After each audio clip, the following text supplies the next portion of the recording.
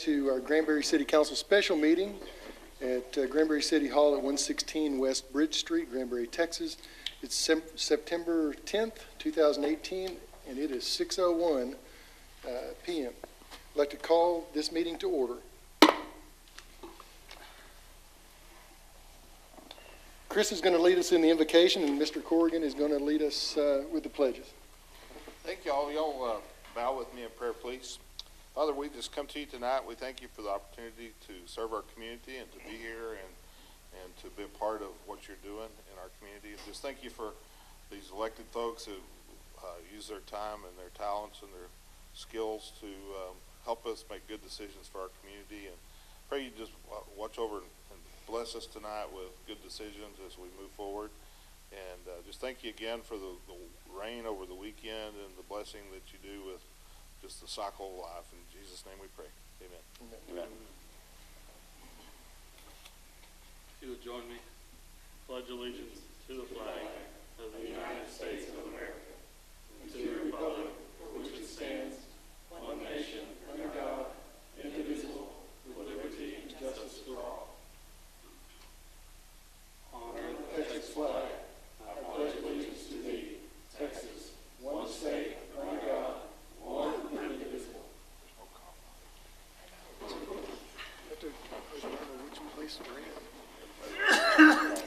That's right. So we'll move right into the deliberation agenda, and this is the one agenda item tonight. It has to do with the fiscal year 2018-2019 annual operating budget. There's two parts to this. The first part is the public hearing and consider adopting ordinance 18-59, approving the fiscal year 2018-2019 annual operating budget beginning April 1st, 2018 and ending on September 30th, 2019. The second part of this is to ratify the property tax increase reflected in said budget. This is a public hearing, and we will take, is there anybody in the public who would like to speak to this item at this point?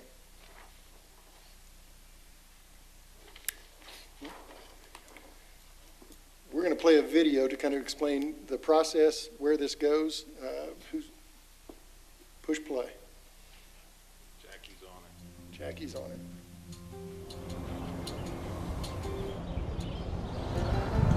Texas cities are in the process of beginning their final steps for their budgets for the upcoming fiscal years. These are processes that go on year-round, but the council finally gets to work through the process to finalize a budget in the coming months. These are local decisions that are being made for local concerns, and as we make those decisions, we would like to let you know a little bit about our community and our budgeting process. As you know, we are a service organization. We provide service throughout the organization as our primary business function. So with that, it takes employees, it takes team members, it takes volunteers to all come together to make our community provide excellent service. As we go through the process, we're looking to represent the community with their needs, and so it's important for you to be involved in this process. We would invite you to let your wishes be known, what you would like to see, how this money that the city brings in to take care of business is spent. You know, nowhere in any Texas city budget is there a line item that says money from the state of Texas. These are local funds created by you as the citizens to be used towards projects in our community. So we invite you to be a part of this process. You know, one of our goals here at the city is, as we provide this service, is to provide it excellence. We want to be an excellent service, and that means above the bar, above average, providing you the best. We want to give you the opportunity when you write your taxes every year to the city, that when you look back on what you've received for the funds that you've paid, you realize that you received a great value for that investment. So we just want to invite you to be a part of this process. Please join us. Let us know what we can do to serve you better. To create a budget that meets the needs of Granbury, we need to understand our community and anticipate their needs before they arise. In the last 5 years, the Granbury population has grown by nearly 1,000 people. However, the city continues to serve the growing population with roughly the same number of employees.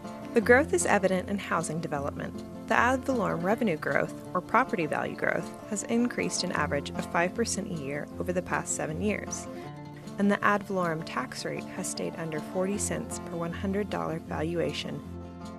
It's important to remember that only 20% of your total property tax goes to the city, and the rest goes to the county and school district.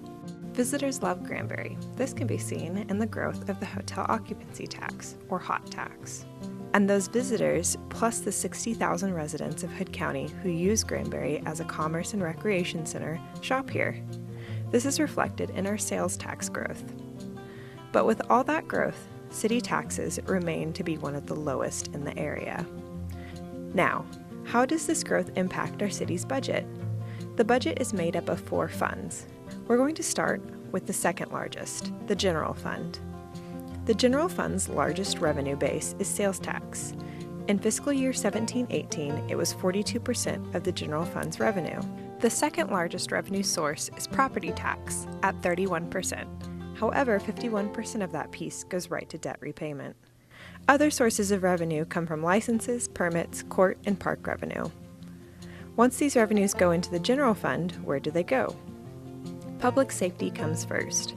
The general fund covers police, fire, and code enforcement. In Granbury, just like in most cities, the majority of the general fund goes to public safety services. The roads, parks, recreation, and public spaces our community enjoys come out of the general fund, and general fund also covers internal administrative services. Some major highlights for the general fund in fiscal year 17-18 were large projects such as the Downtown Streetscape project and the expansion of the Jim Burks Firefighter Memorial Park in Memorial Lane. The city also launched a new, responsive website and the OpenGov platform for better financial transparency. Let's look forward to the proposed 2018-19 budget. Those growing sales tax and property valuations we mentioned are projected to continue to increase. The city proposes to use these additional revenues to meet the growing demands of our city by funding new positions. A growing population needs additional police force. Right now, 4 of the requested patrol officers are included in the budget, as well as 2 inspectors and 1 community planning technician intern to meet building and development growth, and 1 communications intern. The city also plans to invest $254,750 in capital improvements. This will include information technology investments, parks and code enforcement vehicles, street and parks equipment, parks infrastructure maintenance and upgrades, and recreation signage. Additionally, the city will finance a 10-year lease purchase of 2 firefighting apparatuses, a ladder truck to replace a 20-year-old aerial unit used to cover large structure fires, and a top-mounted pumper to replace a 21-year-old apparatus. The addition of this equipment will not only better serve our citizens in the event of a fire, but it will also help to ensure the city's volunteer fire department maintains a strong ISO rating. That ISO rating will help to keep insurance rates low for property owners. Now let's talk about the largest fund, the utility fund. The utility fund provides for our community's everyday needs, such as electricity, water, and sewer services. The services of the utility fund are absolutely essential, and the city strives to ensure that the quality of service is high and uninterrupted. The utility fund has to be proactive and anticipate our community's future needs, especially with a growing population. As the population grows, so does our service demand for both water and electric services. The utility fund is run more like a business. The revenue the city takes in from water, sewer, and electric consumers covers the operating expenses for those services. There were several major projects for the utility fund in fiscal year 17-18, such as the $16 million reverse osmosis water treatment plant, which can produce up to 2.5 million gallons of water each day. The plant will be expanded in the coming years as the city continues to grow. To go with the water treatment plant, the city has made $17 million in improvements to the water distribution system to be able to handle this expanded water supply. We have also upgraded all of the city's water meters with new digital water meters, which offer the ability to track water consumption. And along with the new water meters, the city launched My Usage, an online portal for customers to be able to access their water use data. Now, let's look forward to the proposed 2018-19 budget. Capital projects for the utility fund include water and electric meters, pumps and motors, electric infrastructure, heavy equipment, water infrastructure, and sewer infrastructure. A slight increase in water and sewer rates will go toward funding a $50 million debt issue for the construction and expansion of the city's current water and wastewater treatment facilities. Major projects include the beginning of the Wastewater Systems Improvement Project, which includes the rehabilitation of the current wastewater treatment plant, building a new wastewater treatment plant, and other collection system improvements. Fiscal year 2018-19 will also bring Phase 2 of the surface water treatment plant upgrades, smart meters for the electric system, and continued expansion of the CMAR project. The final two funds are the Airport Fund and the Tourism Fund. The Airport Fund is used to account for revenues and expenses related to the operation and maintenance of the Granbury Regional Airport. Besides personnel, major expenses are for aviation fuel purchases and maintenance. Capital improvements for the airport are funded primarily through grants. The major source of revenue for the Airport Fund comes from the sale of aviation fuel and hangar rent. The airport is also budgeted to receive this year $3 million as the second installment of a $15.7 million grant from TxDOT for the airport expansion project. It's important to Granbury's economy that people visit and spend money here. This is why the city's tourism fund exists. It has two major components, Visit Granbury Incorporated and the Lake Granbury Conference Center. Two other cultural centers, the Langdon Center and the Opera House, are also accounted for here. The Tourism Fund is a special revenue fund which derives its revenue from the Lake Granbury Conference Center revenues, as well as revenues from hotel occupancy taxes, or hot tax. Hot tax revenue is growing in Granbury. A hot tax is a 7% per room tax levied on people who stay in a hotel, motel, or bed and breakfast in Granbury. Now that you know a little more about the city's proposed budget, let us know what you think or what questions you may have. Visit the city website to view the proposed budget document in full detail, find out how you can be part of the process, send us your thoughts, and utilize the OpenGov tool to learn even more about the city's budget. The City of Granbury's mission is to provide quality of life through exceptional service with a friendly and responsive staff. The city council members and city staff are both dedicated to creating a budget that revolves around serving our community.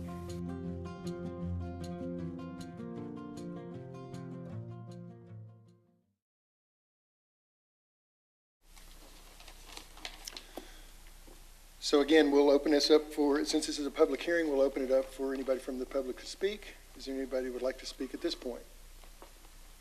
Then we'll close the public hearing. Council, any discussion here? With no discussion, I'll entertain a motion to accept, I'll entertain a motion in reference to deliberation item number 1, the fiscal year 2018-2019 operating budget. Remember, there's two parts of this. One is to adopt the operating budget, and the other is to ratify the tax increase reflected in the budget. 2 votes. 2 votes. I'll make a motion to approve the proposed budget for 2018-19. So we have a motion by Councilman Couch and a second by Mr. Corrigan. Any other discussion? Mr. Corrigan, how do you vote? Aye. Mr. Allen? Aye. Mr. Couch? Aye. Ms. Reiner? Aye. And I vote aye as well. We'll talk about the tax increase. I'll entertain a motion to ratify the property tax increase reflected in the just approved budget. So moved. We have a motion by Ms. Reiner. Do we have a second? Second. Second by Mr. Corrigan. Mr. Allen, how do you vote? Is it for We're gonna have a discussion? discussion. I'm sorry, discussion. Mayor Pro Tem. Yes, Mr. Couch. I just want to thank our finance director and her department for the great work she's done, along with the city manager, and Bethany for putting a wonderful video together for us. It's very enlightening. Thank you. That was ditto on that. Same deal. So a ditto from Mr. Allen. Thank you. Any other discussion? Chris, you want to add anything? The tax rate that you're talking about will officially be adopted at the next meeting on the 18th. So this is really just an administrative task. You know, the first page of the budget shows what that tax rate is, and it's a certain size font. You know, the state requires all these notices to be put out, and so this is just part of the administration, part of adopting the budget. The tax rate remains the same as it was last year. All right, any other discussion? So we have a motion and a second. Mr. Allen, how do you vote? Aye. Mr. Couch? Aye. Ms. Reiner? Aye. Mr. Corrigan? Aye. And I vote aye as well. Motion passes. I now declare the Granbury City Council is convened into open session, that all members, with the exception of Mayor Nan Hewlett, are present. The City Council will go into closed session pursuant to the provisions of the Texas Government Code in accordance with the authority contained in the following section. Section 551.072, deliberation regarding real property. Council will reconvene into open session. At this time, is there any action or discussion by the council? I'll take that as a no. Then at this time, I declare this meeting adjourned.